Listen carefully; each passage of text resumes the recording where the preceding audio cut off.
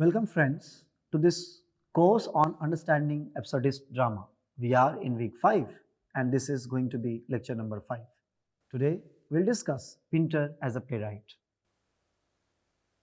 In the last classes that we have had so far on Pinter, we have discussed 3 major plays by him. These plays are The Room, The Birthday Party, and The Caretaker. On the basis of the study of these plays, we can safely say that Pinter is one of the most important dramatists of the 20th century. Pinter is known for his unique dramatic style, which combines psychological realism with social realism, has intense dramatic tensions, and of course reflects existentialist and absurdist undertones. Pinter's plays explore themes of power, ambiguity, isolation, and menace. He also experimented with language, silence, and subtext, which became hallmarks of his dramatic technique.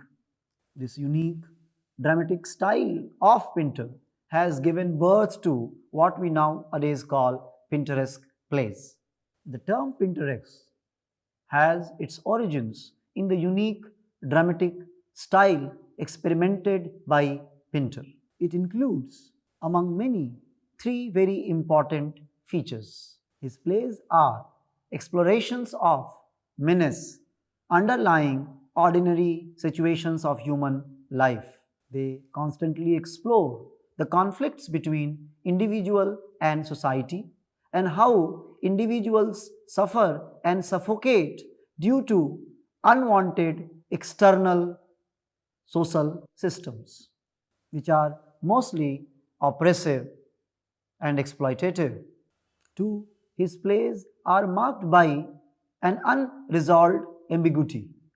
Most of the plays that Pinter wrote, they display the ambiguous world of characters where we are not certain of what characters intend, where from they come, what is their background, and even endings of the play are quite often uncertain. So, ambiguity and uncertainty is another hallmark of Pinter's plays. Pinter has also dexterously used silence and pause in his plays. In fact, the word Pinter pause has become so famous that if any dramatist gives a longer pause and uses silence as a dramatic tool, that dramatist is often said to have been influenced by Pinter. These pauses often convey tension, subtext, and the unsaid. There are many other important features of Pinteresque plays which we are going to discuss briefly here. Let us begin with what Pinter has to say on the vocation of a playwright. Pinter says, "Everything is funny. The greatest earnestness is funny. Even tragedy is funny. And I think what I try and do in my writing is to get this recognizable reality of the absurdity of what we do and how we behave and how we speak." Pinter, like his master Beckett, Pinter suggests here that life is both tragic and comic. And as a dramatist, his vocation is to find out the comic absurdities of tragic life. Pinter's focus is on recognizable reality of the absurdity of what human beings do and speak. Pinter is conscious that as a dramatist, his vocation involves truth telling. However, his definitions of truth are starkly different from other writers. Pinter says, "The real truth is that there never is any such thing as one truth to be found in dramatic art. There are many. These truths challenge each other, recoil from each other, reflect each other, ignore each other, tease each other, are blind to each other. Sometimes you feel You have the truth of a moment in your hand, then it slips through your fingers and is lost. Pinter's acknowledgement that there are many truths and the possibility of capturing the truth is also faint suggests his postmodern aesthetics. His plays often juxtapose contrasting points of view. His characters often contradict each other, and any attempt on the part of the reader to find out the final meaning of the play is bound to be futile, as not much about the background of these characters and their intentions is revealed in the plays of Pinter. Pinter's aesthetics is an aesthetics of multiplicity. His plays are marked by dialogical polyphony. Pinter is very much conscious. There is nothing called real or unreal. There is nothing called truth or falsehood. There are just narratives, and his vocation as a dramatist is to put across to his readers different viewpoints, often which might be colliding and conflicting with each other. Most of the plays that Pinter wrote are set in a room. Why these plays are set in a room, whether it has any obvious symbolical meaning or not, that has been a subject of discussion for so many years. Martin Esslin writes, Pinter's people are in a room and they are frightened, scared. What are they scared of? Obviously, they are scared of what is outside the room. Outside the room is a world bearing upon them, which is frightening. We are all in this, all in a room, and outside is a world, which is most inexplicable and frightening, curious and alarming. You would remember from our discussion that the play, the room, is also set in a room. What lies outside the room is threatening. It is scary. The birthday party is also set in a room. As long as Stanley is in his room, he is safe and secure.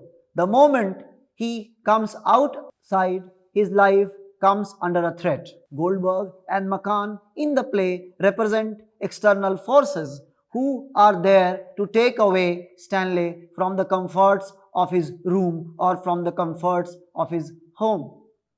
Ruby Cohen in the essay The World of Harold Pinter emphasizes about the importance of room or house in the plays of Pinter. Ruby Cohen writes, the house as human dwelling is a metaphor at least as old as the Bible, and on that stage, that house is most easily reduced to a room. Pinter's rooms are stuffy, non-specific cubes whose atmosphere grows steadily more stale and more tense. The tutelar room of his first play is a room in a large house. In The Dumbwaiter, we descend to a basement room. In The Birthday Party, we have the living room of a house in a seaside town, and in The Caretaker, it is simply a room. At the opening curtain, these rooms look naturalistic, meaning no more than eye can contain. But by the end of each play, they become sealed containers, virtual coffins. Ruby Cohen rightly argues that rooms of Pinter's plays are virtual coffins, though they also represent the safety and comfort the room provides from the threats of the outside external world. The room in Pinter's plays is often more than just a setting.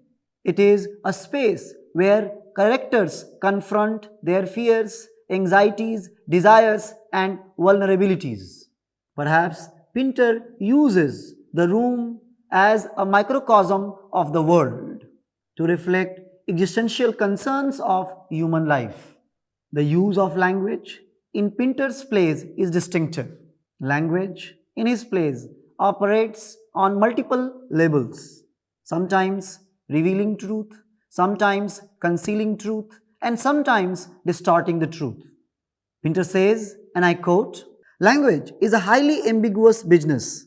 So often below the words spoken is a thing known and unspoken. You and I, the characters which grow on a page, Most of the time, we are inexpressive, giving little away, unreliable, elusive, obstructive, unwilling. But it is out of these attributes that a language arises. A language, I repeat, where under what is said, another thing is being said. Thus, Pinter is conscious of ironical aspect of language. He is aware that language conceals the truth, distorts the truth more than representing it. Perhaps Pinter echoes Derrida in saying that words mean more than they say. As a reader, while we read his plays, our focus should be more on what is being concealed and distorted by language than on finding out the literal meaning of the words being spoken. In Pinter's world, unsaid is more important than what has been said through language. That's why many a times Pinter's plays are considered to be examples of the theatre of non-communication. His theatre of non-communication relies more on pauses and silence. Silence is maintained by the longer pauses which are part of the dramatic universe of Pinter. If you have read plays like The Room, The Birthday Party, The Caretaker, you would understand that there are long pauses used in these plays. What is Pinter trying to communicate through these pauses? Whether these pauses are deliberate or indeliberate, whether they have any symbolical meaning or not. Explaining this, Pinter himself has said, there are two silences, one when no word is spoken, the other when perhaps a torrent of language is employed. The speech is speaking of a language locked beneath it, that is its continual reference. The speech we hear is an indication of that we don't hear. It is a necessary avoidance, a violent, sly, anguished, or mocking smokescreen which keeps the other in its place. When the true silence falls, we are still left with the echo, but are nearer nakedness. One way of looking at speech is to say it is a constant stratagem to cover nakedness. Pinter uses silence to create a sense of unease. Silence often amplifies the sense of menace or threat, which is a very important feature of Pinteresque plays. Pinter uses, as he says, two types of silence in his plays: pauses and silence. Pauses indicate hesitation, uncertainty, or the desire to suppress an emotion. They are often used to heighten the atmosphere of tension in the play. Silence marks a complete breakdown of communication. It is a moment of profound realization. Silence in Pinter's plays is not merely the absence of speech, but a dynamic and expressive element that drives the drama. It builds tension, reveals hidden layers of meaning, and deepens the psychological complexity of his characters. Through his use of silence, Pinter transforms the unsaid into a powerful force, engaging the audience imagination and heightening the emotional and thematic impact of his works. So the question that arises is, why does Pinter use pause and silence in his plays? How is it related to his use of words? What Pinter thinks of words and their capacity? In Pinter's universe, words are more than a tool of communication. Words become weapons. They are used to manipulate, to maneuver, to intimidate, and also assert power. Many times, these words are used to conceal the true intentions of the speaker. In other words, words in the plays of Pinter are both shields and swords. Shields to protect the character and swords to attack another character. Commenting on the aggressive possibilities of words and language, Martin Esslin remarks, and I quote, Equally dramatic is the way in which Pinter uses language as a vehicle and instrument of dramatic action. Words become weapons in the mouths of Pinter's characters. The one who gets hold of the more elaborate or more accurate expression establishes dominance over his partner. The victim of aggression can be swamped by language which comes too thick and fast, or is too nonsensical to be comprehended. This happens above all to Stanley in the birthday party, who is subject to a process of brainwashing through a torrent of incomprehensible questions and assertions fired at him by the two terrorists. The weaponization of words in the plays of Pinter underscores the fragility of human relationships. It suggests that human communication is fraught with both ambiguity and danger. Language here does not remain an innocent tool of communication.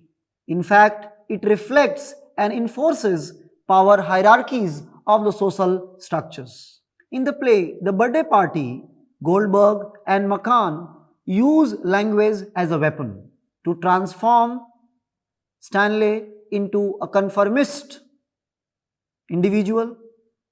After their brainwashing and verbal assault, Stanley becomes mute. He can't speak anything except the gibberish. Verbal attacks and linguistic manipulation leads towards Stanley's linguistic paralysis. Linguistic paralysis in plays of Pinter refers to communication incapacity of a particular character, like it happens in the case of Stanley. This linguistic paralysis is often existential anxiety that his characters suffer with. Pinter says, I have mixed feelings about words, moving among them, sorting them out, watching them appear on the page. From this, I derive a considerable pleasure. But at the same time, I have another strong feeling about words, which amounts to nothing less than nausea. Such a weight of words confronts us day in, day out, words spoken, words written by me and others. The bulk of it a stale, dead terminology. Ideas endlessly repeated and permuted become platitudinous, trite and meaningless. Given this nausea, it is very easy to be overcome by it and step back into paralysis. I imagine most writers know something of this kind of paralysis. But if it is possible to confront this nausea, to follow it to its hilt and move through it, then it is possible to say that something has occurred, that something has even been achieved. Nausea for words in the plays of Pinter reflects his extreme distrust for language as a tool for authentic communication. Pinter is aware that words are inadequate to express human thoughts and feelings authentically. And this incapacity of language to express human mind authentically leads towards a feeling of nausea, aversion, distrust. Words, in place of becoming the revelations of truth, become the tools for deception. Human beings use words to deceive others and also themselves. If human beings use words to obscure the meaning rather than to reveal it, it leads to a sense of futility of language. Language in this context becomes another facet of the absurd, its inadequacies mirroring the lack of inherent meaning in life. The nausea for words reflects a yearning for a more genuine mode of expression as characters in the plays of Pinter grapple with the insufficiency of language. By juxtaposing banal conversations with moments of tension, Pinter emphasizes the inadequacy of language in capturing the deeper truths of life. Pinter's plays have realist settings with surrealist atmosphere. We can refer to this experiment as realist surrealism. His plays present everyday settings and situations, but these are marked by surreal tensions. Martin Esslin argues that plays like Pinter's The Room, The Birthday Party, and The Caretaker, with their realistic sets and hyper-real demotic dialogue, seemed part of this movement, but only at first glance. I would say what goes on in my play is realistic, but what I am doing is not realism, Pinter recorded.